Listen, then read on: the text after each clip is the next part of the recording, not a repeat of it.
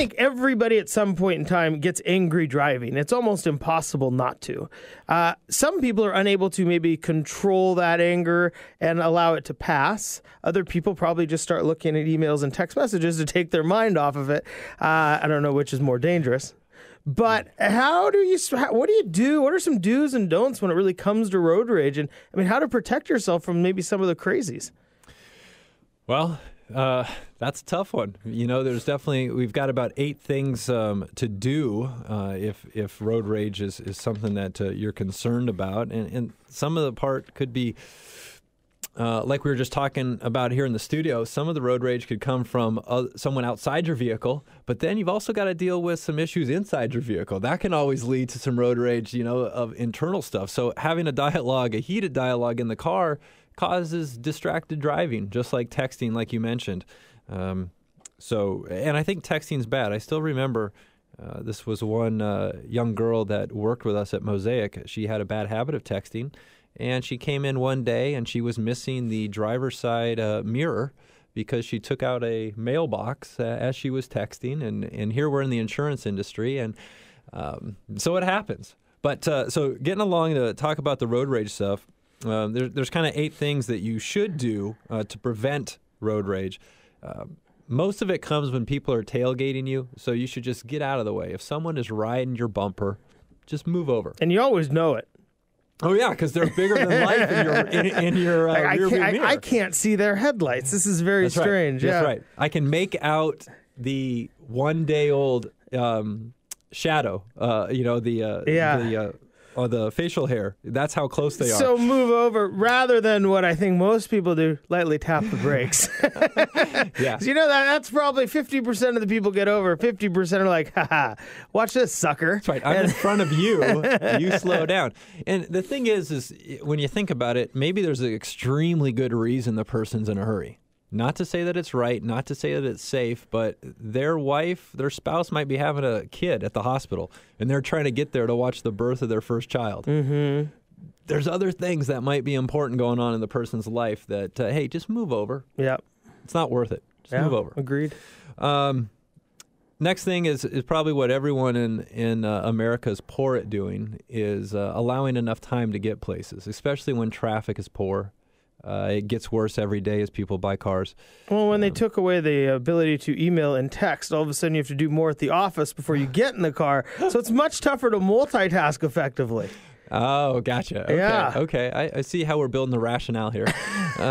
Just plan. You leave just a couple minutes early. You can eliminate some of the road rage from that. I like the next one because that was actually coming up in the conversation. Leave law enforcement to the authorities. Don't feel that you've got to take some things into your own hands. We don't need any Mad Max stuff going on out there. That's not the right way to handle it, because who knows? We've all seen the comedy shows where you get out of the car and you're all upset and you go to bang on the window of the other guy, and then that person gets out and, it looks like it's a WWE, wrestler.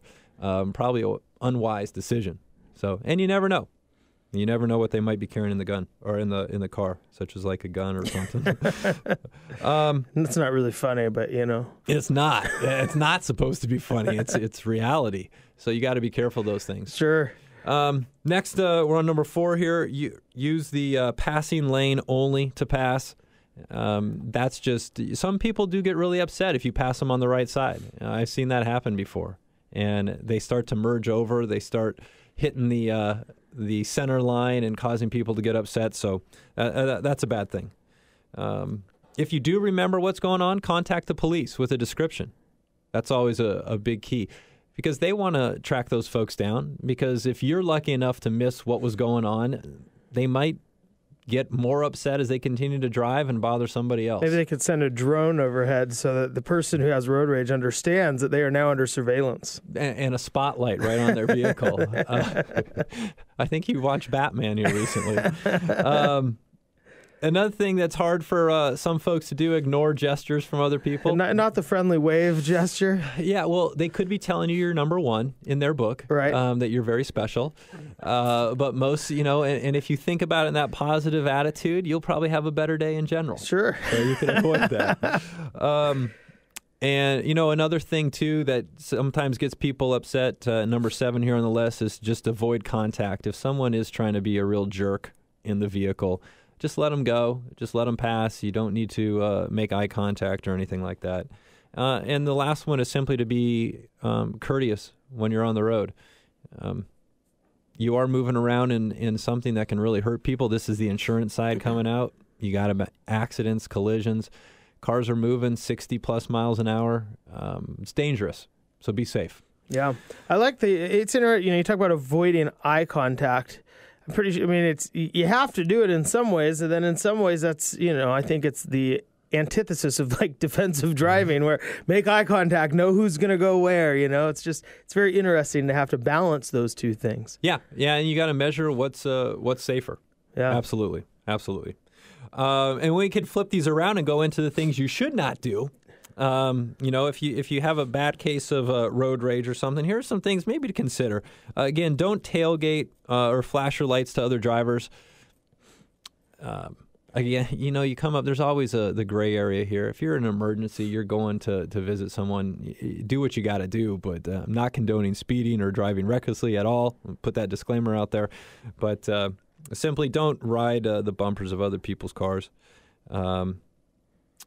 Insist on the right-of-way if challenged by other drivers. So does anyone share with me here, when you pull up to a 4-way stoplight and everyone, or a stop sign intersection, and everyone stops at the exact same time, who's got the right-of-way? I do. You do, huh? Whoever makes the first move, is that how it's supposed to be? It's supposed to be the car on the right.